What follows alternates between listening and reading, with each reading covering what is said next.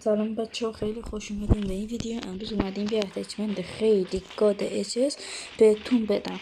ببینید اینجا بدون هیچ پرکی از این فاصله وان شات میکنه، یکم دورتر یه شات، دو شات، این فاصله یه شات،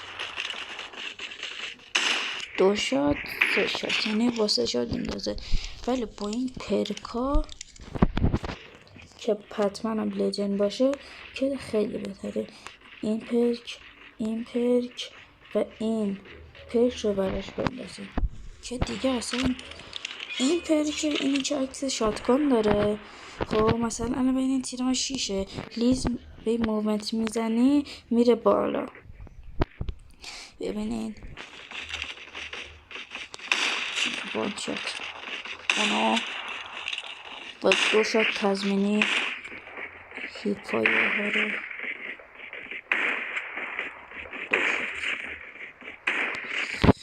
این اتچمنت خیلی گاده و برم بهتون بدم.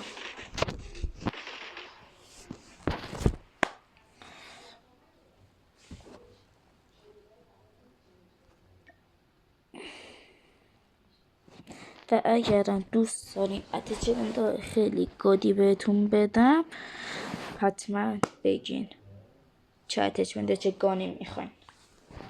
اینم از اتچمنت. خداحافظ.